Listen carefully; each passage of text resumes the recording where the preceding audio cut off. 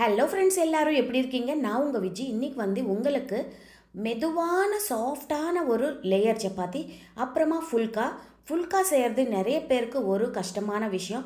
Zero ஆயிலில் diet செய்கிறவங்க ஃபுல்கா செய்யலாம். இந்த மாதிரி லேயர் சப்பாத்தி அப்புறமா ஃபுல்கா செய்கிறது எப்படின்னு நான் இன்றைக்கி உங்களுக்கு காட்டிடுறேன். பாருங்கள், பஞ்சு மாதிரி எப்படி இருக்குது இந்த சப்பாத்தி. நம்மளுக்கு குழந்தைங்களுக்கு கொடுத்தா கூட, லஞ்ச் பாக்ஸ் கொடுத்தா கூட, நைட் வரைக்கும் அடுத்த நாள் வரைக்கும் கூட இவ்வளோ சாஃப்டாக தான் இருக்கும்.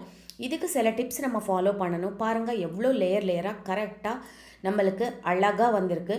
இந்த லேயர் சப்பாத்தி பண்ணுறதுக்கு என்னென்ன டிப்ஸ் ஃபாலோ பண்ணணும், அதே மாதிரி நம்ம ஃபுல்கா நிறைய பேருக்கு அது பொங்கி வராது, உப்பி அது அந்த மாதிரி இருக்காது.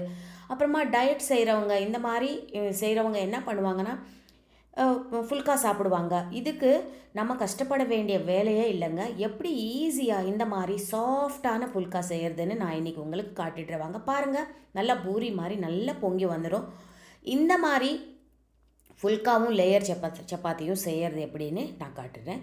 நீங்கள் நார்மலாக கோதுமை மாவை வீட்டில் அரைக்கிறீங்கன்னா நல்லா குவாலிட்டியான கோதுமை எடுத்துக்கோங்க. First tip. இது 2-3 வாட்டி நல்லா அலசிட்டு 2-3 நாள் நல்லா காய போட்டுருங்க. நான் வீட்டில் அரைச்ச கோதுமை மாவு தாங்க யூஸ் பண்ணுவேன். கடையில் வாங்குகிற கோதுமை மாவு யூஸ் பண்ணவே மாட்டேன். நம்ம கடையில் வாங்கின கோதுமை மாவாக இருந்தாலும் சரி, நல்லா ஒரு பவுலில் கோதுமை மாவை எடுத்துட்டு நம்ம தேவையான அளவு உப்பு போட்டுட்டு கொஞ்சம் மிதமான சூடு இருக்கிற தண்ணியில் நம்ம மாவு பிசைய போகிறோம். ஞாபகம் வச்சுக்கோங்க, ரொம்ப சூடு இருக்கக்கூடாது தண்ணி. ரொம்ப லியூக் வார்ம் வாட்டர்னு சொல்லுவாங்க இல்லையா, வெறும் வாட்டர் தண்ணி கொஞ்சம் சூடாக இருக்கணும், லேசாக சூடாக இருக்கணும். தண்ணி நல்லா போட்டு கையில் எவ்வளோ பிசைய முடியுமோ அவ்வளோ பிசைங்க. கோதுமை மாவில் இருக்கிற க்ளூட்டன் நம்மளுக்கு நல்லா சாஃப்டான சப்பாத்தி கொடுக்கும். அதனால நம்ம கையில் இருக்கிற சூடு அந்த மாவில் இறங்கணும். அது வரைக்கும் நம்ம நல்லா ஒரு 5 நிமிஷம் பிசையணும். கொஞ்சோண்டு எண்ணெய் ஊற்றிட்டு நல்லா ஒரு அரை மணி நேரம் கோதுமை மாவு விட்டுருங்க. கோதுமை மாவு எவ்வளோ ஊறுமோ அவ்வளோ சாஃப்டாகிடும். இப்போ பாருங்கள், நம்ம கலந்ததுக்கப்புறம் மாவு எப்படி இருக்குது, இப்போ எப்படி மாவு இருக்குது பாருங்கள், நல்லா சாஃப்டாக ஆகிடும். அப்புறமா நீங்கள் கையில் ஒரு 2-3 நிமிஷம் இப்படி மசச்சிக்கோங்க. அவ்வளோதான். இந்த டிப்ஸ் நீங்கள் ஃபாலோ பண்ணாலே உங்கள் சப்பாத்தி ஃபுல்கா சூப்பராக சாஃப்டாக வரும். இப்போது நம்ம சின்ன சின்ன உருண்டையாக நம்ம எல்லாம் ரெடி பண்ணி வச்சுக்கலாம். பாருங்கள், இவ்வளோ சாஃப்டாக இருக்கணும். நம்ம சின்ன சின்ன ஃபுல்காக்குனா கொஞ்சம் பூரிக்கு கொஞ்சம் நெக்ஸ்ட்டு சைஸ் மாவு ரவுண்ட் பண்ணிக்கணும்.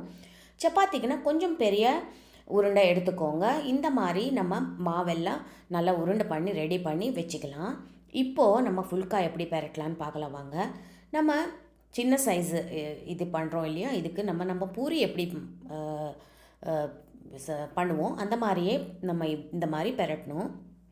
இது கொஞ்சம் லேசாக திக்காக இருக்கணும். நம்ம பூரிக்கு கொஞ்சம் ஓரளவுக்கு கனமாக இது பண்ணுவோம் இல்லை, அரை இன்ச்சு, அந்த அரை இன்ச் இல்லை 1/4 இன்ச் வரைக்கும் நம்ம இந்த மாதிரி நல்லா ஸ்ப்ரெட் பண்ணிக்கோங்க. இப்போ நான் காட்டுறேன் பாருங்கள், இது இந்த அளவுக்கு திக்காக இருக்கணும். இப்போ நம்ம இது ரெடி பண்ணி வச்சுட்டோம். இது நல்லா எல்லாம் ரெடி பண்ணி வச்சுக்கோங்க. சப்பாத்தி லேயர் சப்பாத்தி எப்படி பண்ணுறதுன்னு காட்டுறேன் பாருங்கள். கொஞ்சம் பெரிய உருண்டை எடுத்துக்கோங்க. இது நல்லா எவ்வளோ பெரிய சப்பாத்தி உங்களால் பண்ண முடியுமோ அவ்வளோ பெரிய ரோல் நல்லா இது பண்ணிவிடுங்க.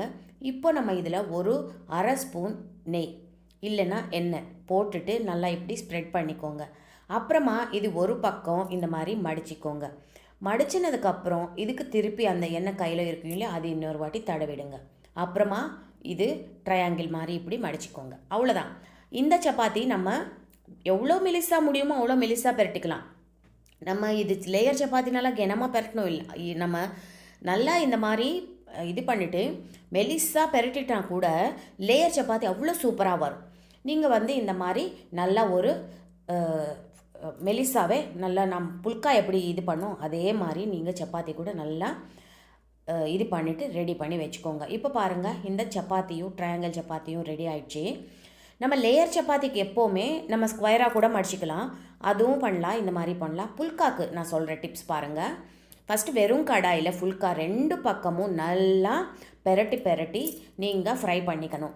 அதில் இருக்கிற ஈரப்பதம் ஃபுல்லாக போயிடணும்.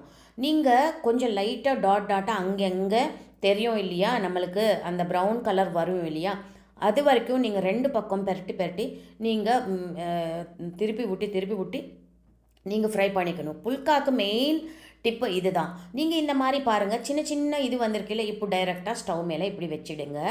வச்சுட்டு ஃப்ளேம் கொஞ்சம் இன்க்ரீஸ் பண்ணுங்கள். அவ்வளோதான். ஃபுல்கா பாருங்கள் எவ்வளோ நல்லா பொங்கி வந்துருச்சு. நீங்கள் ஒரு டாங் எடுத்துகிட்டு இன்னொரு பக்கமும் திருப்பி போட்டுக்கோங்க.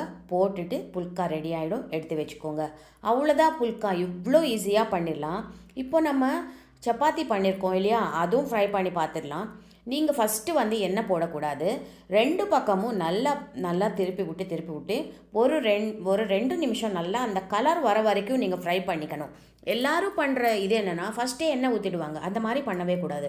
நீங்கள் 2 பக்கமும் நல்லா ஃப்ரை பண்ணிக்கோங்க. இந்த மாதிரி சின்ன சின்ன டாட்டாக நம்மளுக்கு ஃப்ரை ஆயிடுச்சுன்னா இப்போ நீங்கள் லைட்டாக எண்ணெய் தடவலாம், இல்லைன்னா பட்டர் தடவலாம். இப்போ பாருங்கள் எப்படி பொங்கி வரும்னு. இந்த லேயர் சப்பாத்தி கூட நான் சொன்ன டிப்ஸில் நீங்கள் பண்ணிங்கன்னா உங்களுக்கு நல்லா இந்த பாருங்கள், இப்போ தெரியுதா, நல்லா உப்பி இந்த மாதிரி மேலே நல்லா பொங்கி வரும். இப்படி நீங்கள் செஞ்சீங்கன்னா இந்த லேயர் சப்பாத்தி ஆனாலும் சரி, ஃபுல்கா ஆனாலும் சரி, உங்கள் வீட்டில் விரும்பி சாப்பிடுவாங்க. அதே மாதிரி நீங்கள் காலையில் பண்ணி வச்சிட்டிங்கன்னா கூட நைட்டு நீங்கள் திருப்பி ஃபுல்கா சாப்பிட்ணுன்னா கூட அதே சாஃப்ட், அதே அளவுக்கு சாஃப்டாக இருக்கும். நீங்கள் இந்த மாதிரி ஒரு வாட்டி ட்ரை பண்ணி பாருங்கள். இந்த டிப்ஸ், நான் சொன்ன டிப்ஸ் ஃபாலோ பண்ணி பாருங்கள். கண்டிப்பாக உங்களை வீட்டில் எல்லாருக்கும் பிடிக்கும். ஃபஸ்ட் டைம் என் சேனல் பார்க்குறீங்கன்னா கண்டிப்பாக சேனலுக்கு சப்ஸ்கிரைப் பண்ண மட்டும் மறக்காதீங்க. லைக் பண்ணுங்கள், ஷேர் பண்ணுங்கள். தேங்க்யூ.